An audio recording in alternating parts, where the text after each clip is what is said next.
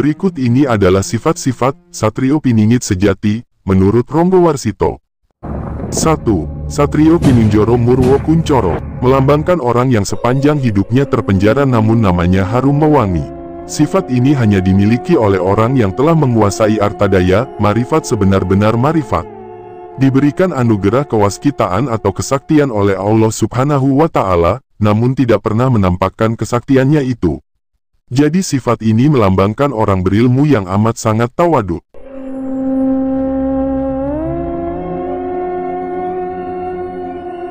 2. Satrio Mukti Wibowo Kesandung Kesampar, melambangkan orang yang kaya akan ilmu dan berwibawa, namun hidupnya kesandung kesampar, artinya penderitaan dan pengorbanan telah menjadi teman hidupnya yang setia. Tidak terkecuali fitnah dan caci maki selalu menyertainya. Semua itu dihadapinya dengan penuh kesabaran, ikhlas dan tawakal.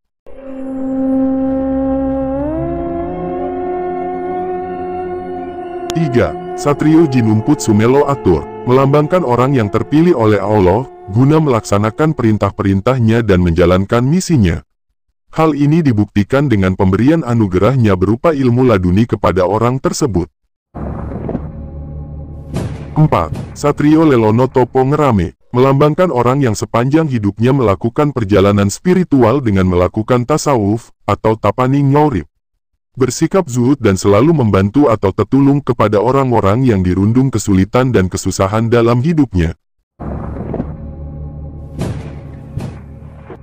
5. Satrio Hamong Tuwuh, melambangkan orang yang memiliki dan membawa karisma leluhur suci serta memiliki tuah, karena itu selalu mendapatkan pengayoman dan petunjuk dari Allah Subhanahu wa Ta'ala. Dalam budaya Jawa orang tersebut biasanya ditandai dengan wasilah memegang pusaka tertentu sebagai perlambangnya.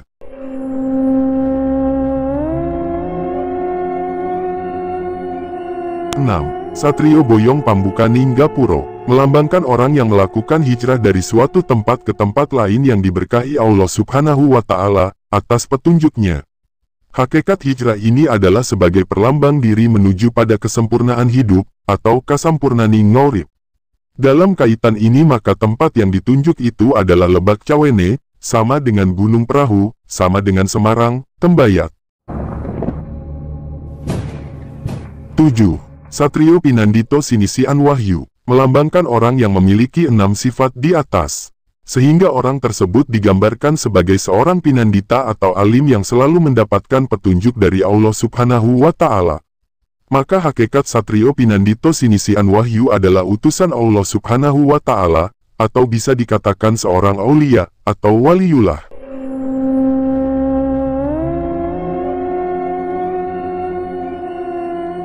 Serat Kalatida Ronggo Warsito, guna memperlengkapi wacana kita tentang sifat dan karakter Satrio Piningit yang telah diurai di atas, ada baiknya kita cermati pula Serat Kalatida karya Ronggo Warsito, yang tertuang dalam Serat Centini Jilid 4 karya Susuhunan Pakubuwono V pada pupuh 257 dan 258.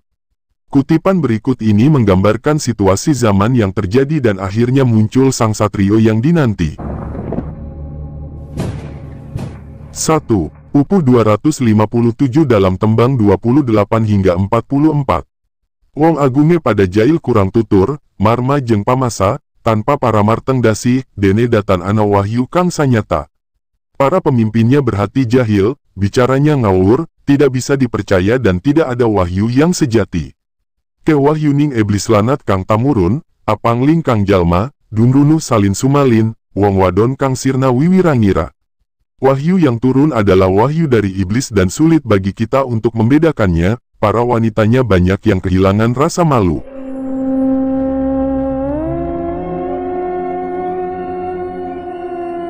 Tanpa kangen mering mitra sadulur, tanah arta nyata, ake wong melarat mawarni, daya deye kalamun tiasena langsa. Rasa persaudaraan meluntur, tidak saling memberi berita dan banyak orang miskin beraneka macam yang sangat menyedihkan kehidupannya. Krepa perangan, sujana kapontit nurut, durjana susila dadra andadi, ake maling malandang marang ing marga. Banyak peperangan yang melibatkan para penjahat, kejahatan perampokan dan pemerkosaan makin menjadi-jadi dan banyak pencuri malang melintang di jalan-jalan. Bandol tulus, mendosol rinamu pugu, krep gerahana surya, kalawan gerhana sasi, Jawa lindu gelap cleret warsa. Alam pun ikut terpengaruh dengan banyak terjadi gerhana matahari dan bulan, hujan abu dan gempa bumi. Raharagung, salah mangsa dressing surur, agung prang rusuhan, mungsuhe boya katawis, tange lamun tentreming wardaya. Angin ribut dan salah musim, banyak terjadi kerusuhan seperti perang yang tidak ketahuan mana musuhnya yang menyebabkan tidak mungkin ada rasa tenteram di hati.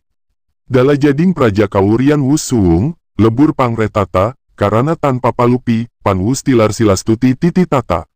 Kewibawaan negara tidak ada lagi, semua tata tertib, keamanan, dan aturan telah ditinggalkan. Prasujana, sarjana satemah kelu, klulun kalatida, tidem tandaning dumadi, hardayengrat dening karoban rubeda. Para penjahat maupun para pemimpin tidak sadar apa yang diperbuat dan selalu menimbulkan masalah atau kesulitan. Sitipati, Nare Prabu Utamestu, Papati Nindita, Pranayaka Tias Basuki, Panekare becik-becik cakrak-cakrak. Para pemimpin mengatakan seolah-olah bahwa semua berjalan dengan baik, padahal hanya sekedar menutupi keadaan yang jelek. Ning tanda dia, Palia sing kalabendu, Mandar sangking dadra, Rubeda angrubedi, beda-beda hardaning wong sanagara. Yang menjadi pertanda zaman kalabendu, makin lama makin menjadi kesulitan yang sangat, dan berbeda-beda tingkah laku atau pendapat orang senegara. Kata tangi sing mardawa lagu, wilet tais du kita, kataman ring rewirangi, dening angupaya sandi samurana. Disertai dengan tangis dan kedukaan yang mendalam, walaupun kemungkinan dicemooh, mencoba untuk melihat tanda-tanda yang tersembunyi dalam peristiwa ini.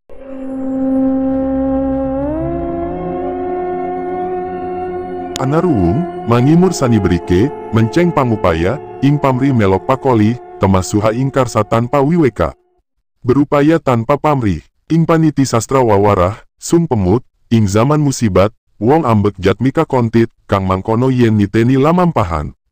Memberikan peringatan pada zaman yang kalut dengan bijaksana, begitu agar kejadiannya yang akan terjadi bisa jadi peringatan.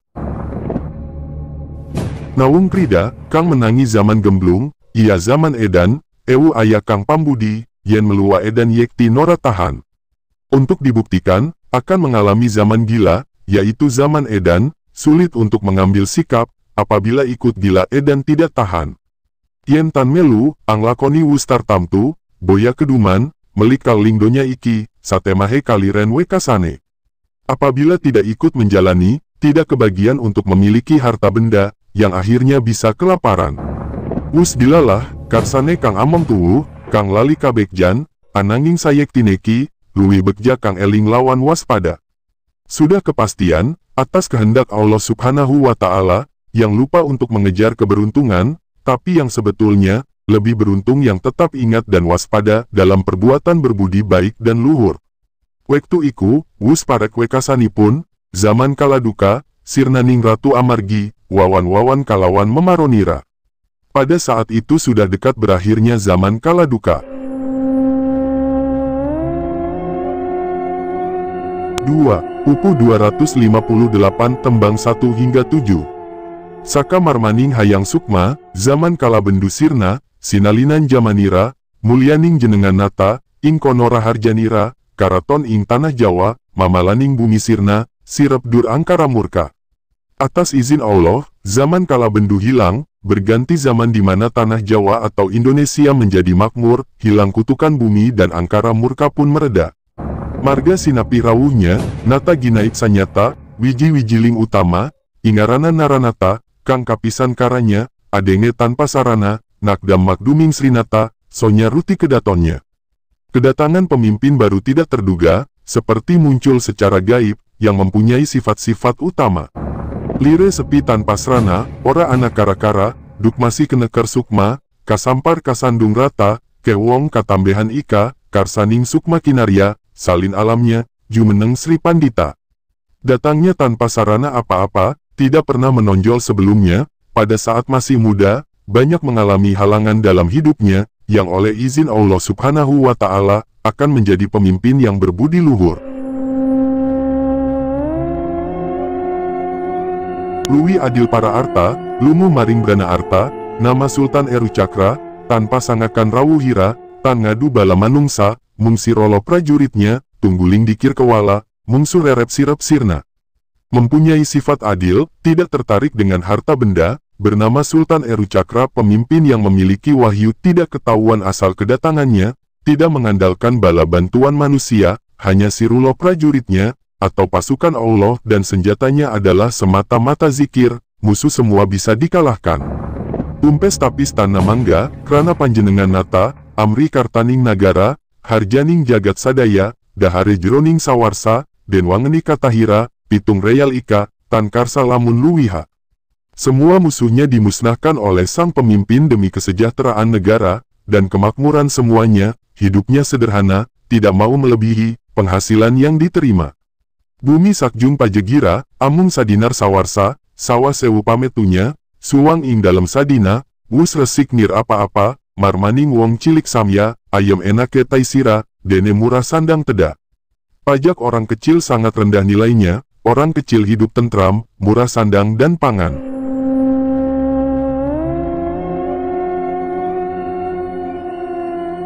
Tanna dursila durjana, pada martobat nalangas, wedi wilating nata, adil asing para marta, bumi petik aku kuta, parek lan kali katangga, ing sajroning bubakwana, penjenenganin sang nata. Tidak ada penjahat, semuanya sudah bertobat, takut dengan kewibawaan sang pemimpin yang sangat adil dan bijaksana. Dari gambaran yang tertulis di dalam serat kala tidak di atas, maka kita akan mendapatkan gambaran yang sama dengan apa yang sedang terjadi saat ini. Percaya atau tidak, kenyataannya semua yang telah digambarkan para leluhur Nusantara ini, telah terjadi dan sedang berlangsung serta insya Allah akan terjadi, baik lambat ataupun cepat. Karena apa yang telah dituangkan para leluhur kita dalam bentuk karya sastra adalah hasil olah batin, ataupun perjalanan spiritual, beliau-beliau di dalam menangkap lambang-lambangnya di alam nyata maupun gaib. Inilah yang diistilahkan dalam kauruh Jawa sebagai sastra jendra hayuningrat, sastra tanpa wujud, papan tanpa tulis, tulis tanpa papan. Sehingga dalam mengungkapkannya penuh dengan perlambang, pasemon ataupun sanepan. Semuanya hanya ingin mengingatkan kita anak cucu leluhur Nusantara ini untuk senantiasa eling dan waspada.